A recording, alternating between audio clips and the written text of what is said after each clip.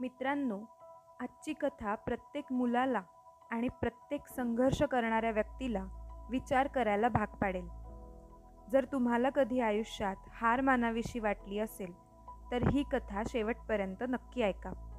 आणि अशाच प्रेरणादायी कथा रोज ऐकण्यासाठी आपल्या चॅनलला सबस्क्राईब करायला विसरू नका.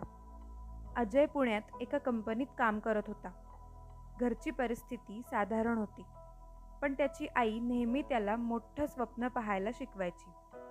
ती म्हणायची, परिस्थिती गरीब असू शकते, पण विचार गरीब नसावेत. एक दिवस अचानक कंपनी बंद झाली आणि अजयची नोकरी गेली. त्याच्यावर घराचे कर्ज होते, बँकेचे हप्ते थकले होते. नवीन नोकरीसाठी तो रोज अर्ज करायचा, पण प्रत्येक ठिकाणाहून नकार मिळायचा. काही महिन्यात त्याची बचत संपली, मित्र दूर गेले, नातेवाईक टोमणे मारू लागले. एक दिवस तो पूर्णपणे खचला. त्याला वाटलं की आता आयुष्यात काही उरलं नाही. त्या रात्री घर साफ करताना त्याला कपाटात एक जुना डबा सापडला. तो डबा त्याच्या आईचा होता. आई काही वर्षांपूर्वी आजाराने गेली होती. डब्यात काही जुन्या वस्तू आणि एक चिठ्ठी होती.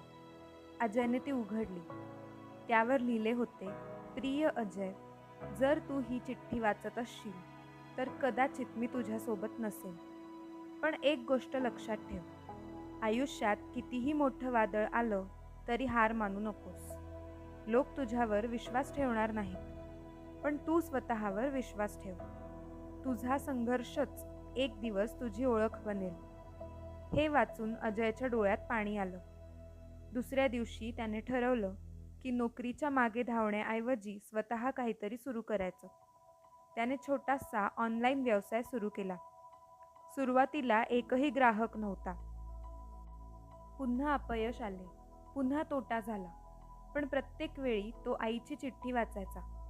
हळूहळू ग्राहक वाढू लागले. लोक त्याच्या कामाचं कौतुक करू लागले. 3 वर्षांनी त्याच व्यवसायानं मोठं रूप घेतलं.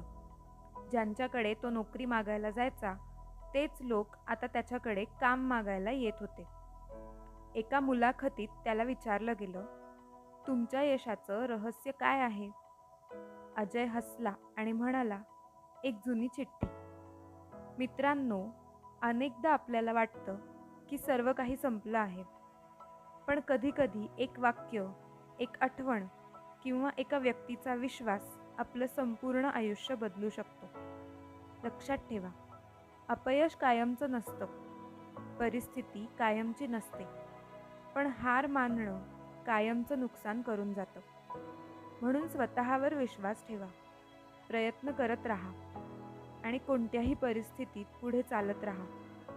कारण कदाचित तुमच्या आयुष्याचा सर्वात सुंदर अध्याय अजून लिहिला जायचा आहे.